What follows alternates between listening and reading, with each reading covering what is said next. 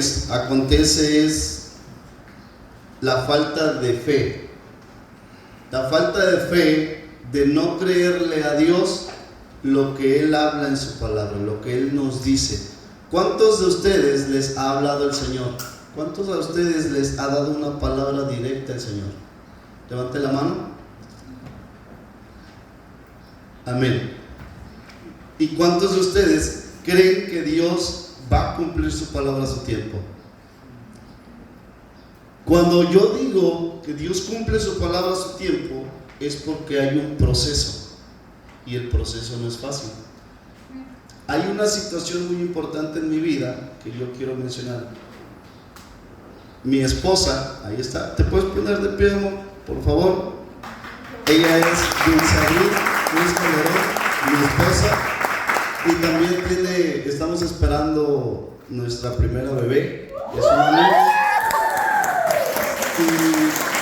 Y estoy agradecido con el Señor porque Él ha hecho todo lo que yo tengo hasta el día de hoy es por Él.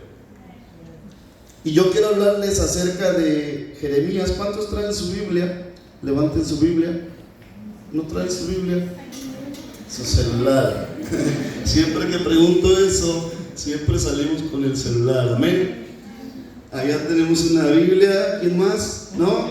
Bueno, entonces aquí lo que nosotros tenemos que hacer, si no trae su Biblia, es escuchar. Si usted se pierde en algún momento, en algún instante de lo que Dios va a hablar, usted no va a entender lo que Dios quiere hablar para su vida. Es sumamente importante que cuando usted viene a escuchar la palabra, usted preste atención y disponga su corazón, porque si no, el Señor no va a hacer absolutamente nada por más que tenga un propósito con usted. Y yo quiero llevarle en esta hora, en el libro de Jeremías 1:1. Lo voy a iniciar desde el principio, porque yo quiero que usted entienda cómo el Señor habla y cómo el Señor dice. Esta palabra me fue dada a mí, sin mentirle, hace 13, 14 años, hace mucho tiempo.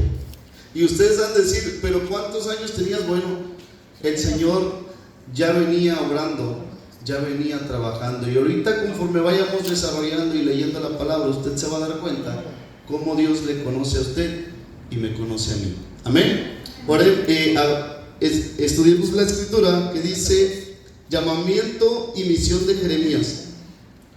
Las palabras de Jeremías, hijo de Hilcías, de los sacerdotes que estuvieron en Anatot, en tierra de Benjamín. 2. Palabra de Jehová que vino en los días de Josías, hijo de Amón, rey de Judá, en el año 13º de su reinado.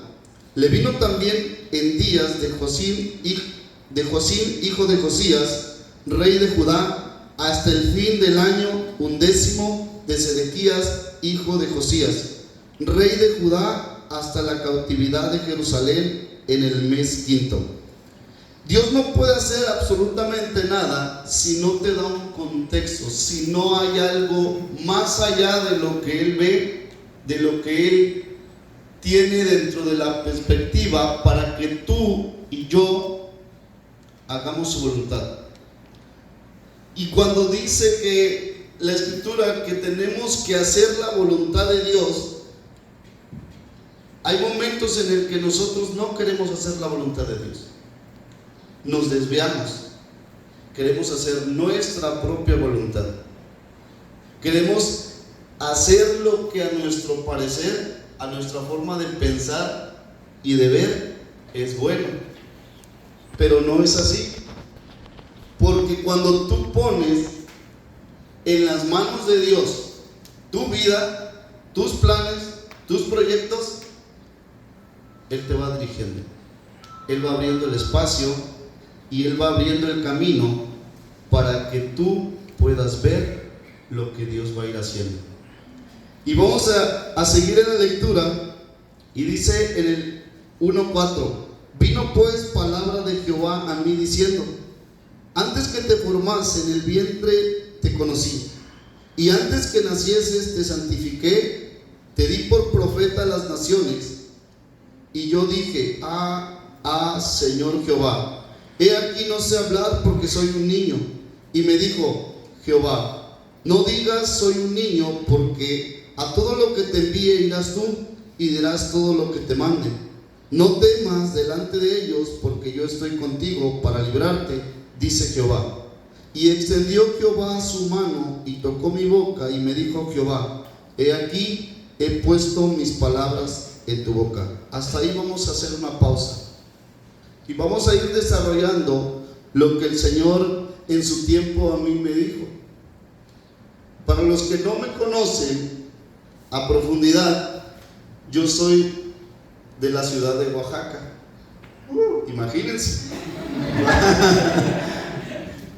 ¿De dónde el Señor me trajo? ¿Perdón? De Oaxaca. ¿De dónde el Señor me trajo? De Oaxaca. Me sacó. Para los que no conocen, o los que conocen, allá es un lugar de idolatría tremenda. Ni siquiera se imaginan la idolatría que hay allá en Oaxaca. Entonces, como la Escritura dice que antes que me formase, antes, en el vientre te conoció. El Señor ya sabía, el Señor ya conocía, el Señor ya tenía un propósito conmigo. El Señor ya tiene un propósito contigo. El Señor sabe lo que usted necesita. El Señor sabe lo que usted va a hacer. El Señor ve tu sacrificio. El Señor ve tu disposición. El Señor no se queda absolutamente con nada. El Señor sabe perfectamente que si te tiene que mover de un lugar para llevarte a otro, va a ser porque Él así lo requiere. Y cuando yo fui movido de Oaxaca y me fui a vivir con uno de mis tíos a Minatitlán, Veracruz, también si conocen, amén. Minatitlán, Veracruz no es tanto, pero sí también hay de cierta forma. Allá también hay muchas personas que creen, y es ahí donde yo conocía a Jesucristo. Le conocí a los 17 años.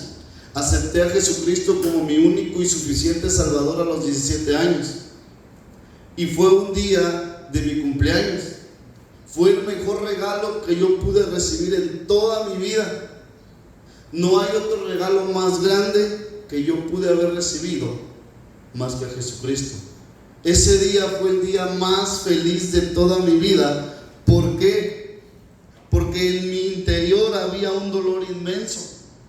En mi corazón había algo tan grande y un vacío tan inmenso que yo ni siquiera podía aguantar. Yo perdí a mamá desde 5º grado de primaria. Yo no tengo a mamá. Y ahora que vienen las fechas del Día de las Madres, yo estoy tan seguro, y se lo digo con esa seguridad, de que Dios, cuando yo pierdo a mamá en 5º grado de primaria, el Señor me da una palabra. El Señor, cuando me saca de Oaxaca y vio el proceso que pasamos en la familia, y llegué y conocí de Jesús, yo recuerdo que me puse rebelde en una ocasión y le dije, y porque mi tío estaba cerca, es más, ni siquiera tenía que trasladarme o recorrer mucho para llegar a la iglesia. La iglesia estaba, hagan de cuenta, la casa de mi tío y la iglesia yo enfrente.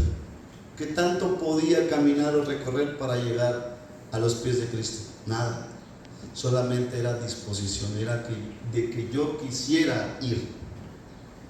Y yo me quedé por rebeldía acostado en una hamaca. Y yo estaba meciéndome, y cuando escucho una voz que me dice claramente, y me dice: ¿qué haces ahí? ¿Por qué no te paras y vas a escuchar?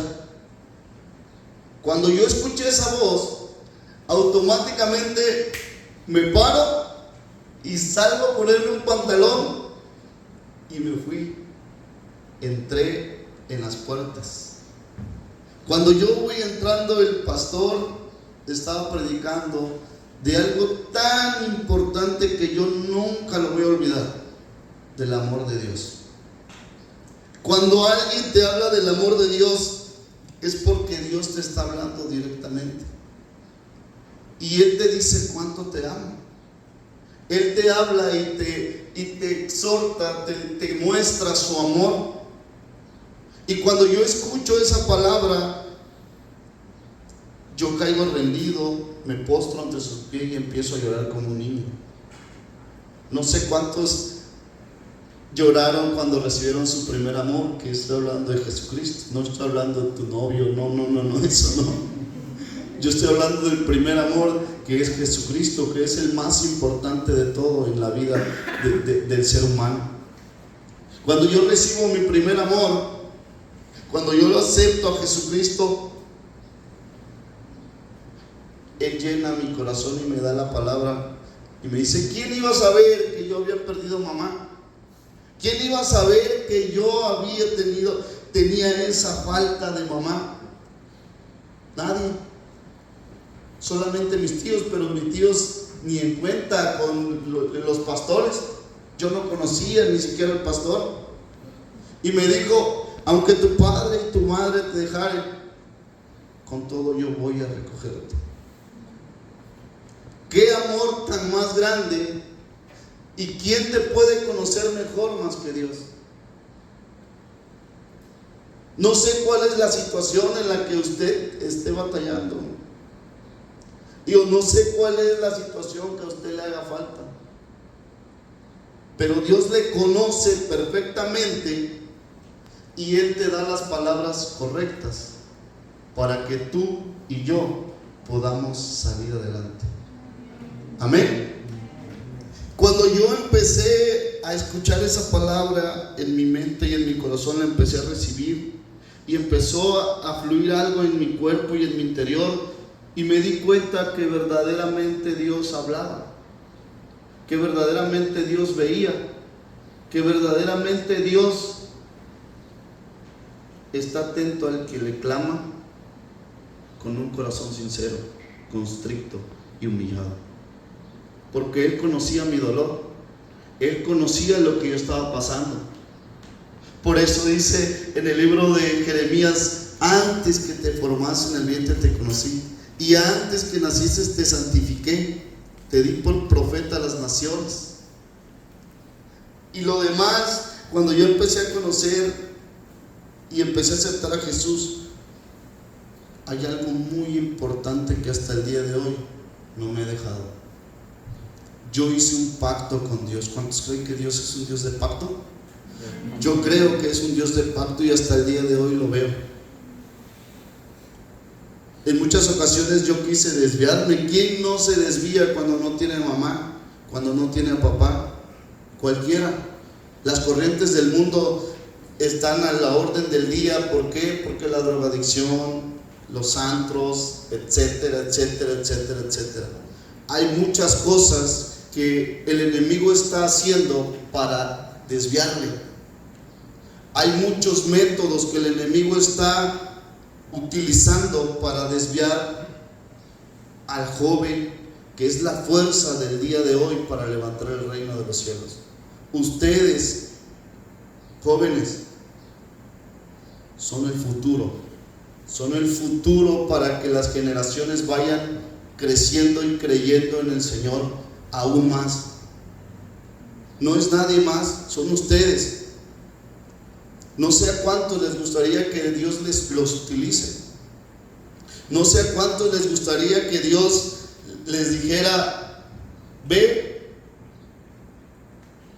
no vayas, no te muevas. Escuchar la voz de Dios cuando Él habla. Pero ¿saben qué es lo que pasa? Que por la situación de lo que hay en nuestra mente y en nuestro corazón, Dios no puede manifestarse. Dios no puede hacer absolutamente nada si tú no se lo permites. Porque Él te conoce y Él está esperando únicamente a que tú abras tu corazón y dispongas el tiempo para el Señor.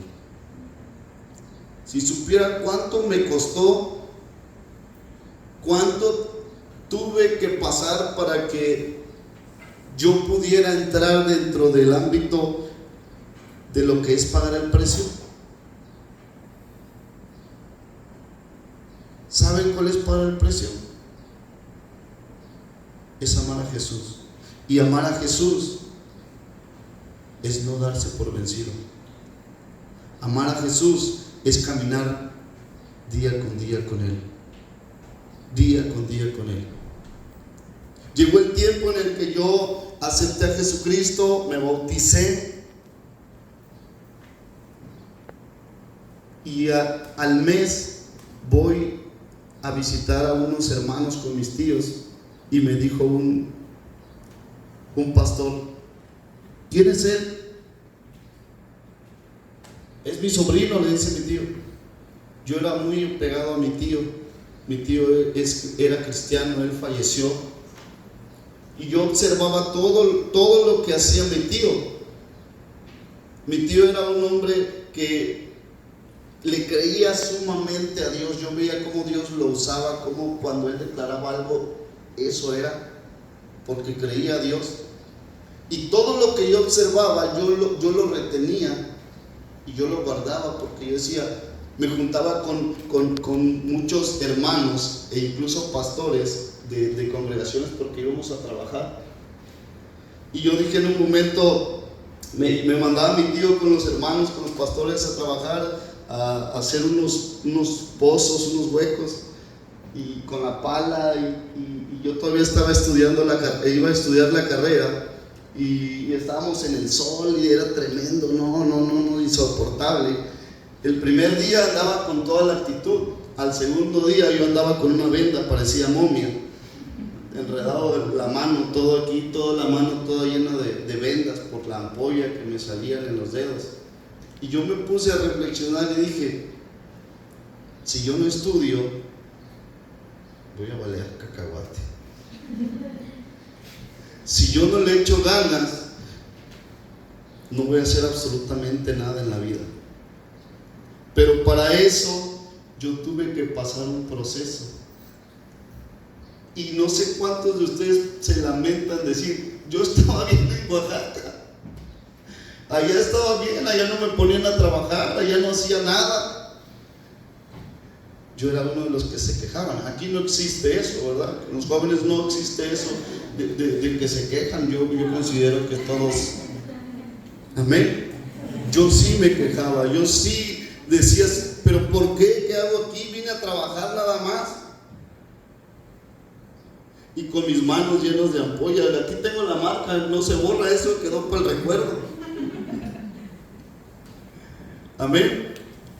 Entonces yo no se imaginan el dolor que yo sentía. Y después venía el enemigo a mi mente: perdiste a tu mamá, estás solo, estás viviendo con tus tíos, etcétera. Saben que no sé cuántos se identifican conmigo de vivir en casa de los tíos o de cualquier familiar externo que sea tu familia, que no sea tu mamá, tu papá. Es difícil, sumamente difícil. ¿Por qué? Porque tú ahí tienes que hacer todo, casi. Amén. Ahí tienes que hacer todo. Tú eres el chacho, el sirviento.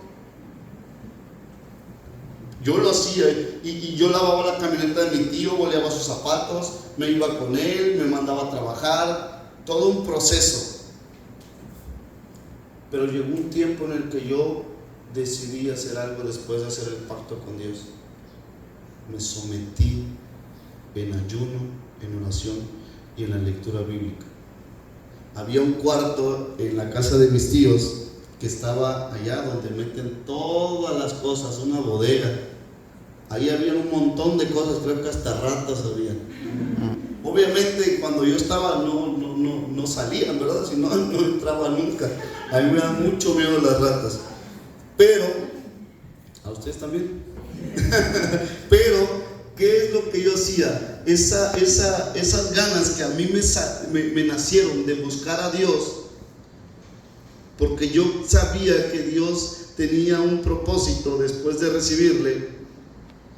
Yo me metía al cuarto y oraba, y oraba, y oraba, y oraba, y oraba. Los primeros días la Biblia la ocupaba como almohada, porque me quedaba dormido. Los primeros días. Pero conforme fue pasando el tiempo, conforme fue pasando los días, yo empecé a escudriñar las Escrituras y encontré el pasaje que dice: escudriñad las Escrituras, porque os parece que ahí hallaréis la vida eterna. Cuando habla de una vida eterna, yo empecé a investigar de todo lo que significaba esa vida, y todo se resumía en Cristo Jesús. El que no tiene a Cristo Jesús no tiene la vida. El que no tiene a Cristo Jesús en su corazón no es nada. Andamos sin rumbo, sin dirección. Y hoy en día los jóvenes, muchos de los jóvenes andamos así, sin rumbo y sin dirección. Yo pregunto y a veces me pongo a conversar: ¿qué quieres ser de grande? No sé. ¿Qué quieres estudiar? No sé. Y es tan triste porque yo desde que iba a la secundaria yo ya sabía lo que quería hacer. Yo ya sabía lo que quería hacer. Entonces es una triste realidad porque no hay un enfoque, no hay una dirección. Si tú piensas que la dirección que estás tomando es la correcta, en tu propia opinión, en tu propia sabiduría, está mal. No hay mejor dirección y no hay mejor sabiduría que la que viene de Dios, porque Él te va dirigiendo, Él te va instruyendo, Él te va ayudando en cada proceso. Porque si yo no hubiera aceptado a Jesucristo como mi único y suficiente Salvador, no estuviera aquí hoy. Yo no estuviera aquí. Desde Oaxaca, Veracruz, Monterrey y Ciudad de Acuña, honestamente yo ni siquiera sabía que existía Ciudad de Acuña. Lo llegué a conocer por mi esposa. Por ella la conocí, porque ella vivió desde pequeña aquí, pero yo no sabía que existía Ciudad de Acuña. Cuando el pastor empezó a decirme a mí, directamente me dijo: el Señor dice así,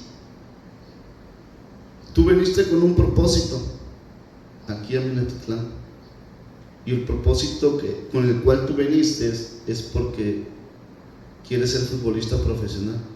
Era mi anhelo, era mi deseo, era lo que yo quería ser, futbolista profesional, y lo pude haber alcanzado, lo pude haber logrado porque me sentía con la capacidad y con todo el trabajo que yo tuve para poder ir a hacer las pruebas a las fuerzas básicas del Veracruz. Pero cuando Dios tiene un propósito contigo, Dios lo hace porque lo hace. Y tu propósito, lo que tú piensas que es correcto, para Dios no. Y cuando el hermano, el pastor me decía: así dijo el Señor, que Él en 3 meses vas a estar hablando su palabra. Yo no conocía nada de la Escritura. Aún así, cuando yo empezaba a someterme, yo no conocía, yo no entendía nada, porque yo no sabía. Pero cuando la palabra vino a mi vida, dio un cambio, dio un giro. Me dijo: en 3 meses vas a estar hablando la palabra. Y lo mismo que dijo Jeremías: ¿qué digo si yo no sé nada? Yo no sé nada de la Escritura. Y cuando yo empecé a leer, a mí no se me quedaba nada. Yo era como le dicen por ahí, un burro, porque no se me quedaba nada, no tenía retentiva. Y cuando esa palabra empezó a fluir en mí, le empecé a creer al Señor. Y el Señor empezó a decir y hablar a mi vida. Y me dijo: muchos van a escucharte, muchos van a poner atención, muchos te van a mirar y vas a ser ejemplo para muchos. Vas a ser un ejemplo para muchos. ¿Por qué? Porque mi espíritu va a estar en ti, mi gracia va a estar en ti. Y en 3 meses vi cumplida su palabra. Cuando empecé a hablar con denuedo la palabra y empecé a decir y a hablar con mi amigo, yo me sentí como un niño cuando le regalan un dulce. Yo era el más feliz de todo el mundo cuando yo hablaba la palabra. Y yo creo que el Señor conocía mi corazón, porque cuando yo abría mi boca para hablar de su palabra, mi corazón empezaba a latir muy fuerte. Y yo me daba cuenta que a Dios le agradaba eso. Yo no sé qué es lo que estás haciendo tú. No sé qué es lo que estás haciendo para agradar a Dios. No sé si hay algo que tú le estás dando más importancia. Hay algo que tú estás haciendo por el cual tú dices y te preguntas: no veo nada, no pasa nada, siento que Dios ya no me escucha, siento que Dios ya no me habla, siento que Dios ya me olvidó, siento que ¿para qué estoy ahí si nadie me toma en cuenta? ¿Para qué estoy si no tiene sentido? Eso es lo que te hace creer en el enemigo. Eso es lo que el enemigo, así trabaja el enemigo. ¿Sabe por qué? Porque la Escritura dice que el diablo anda como león rugiente buscando a quien devorar.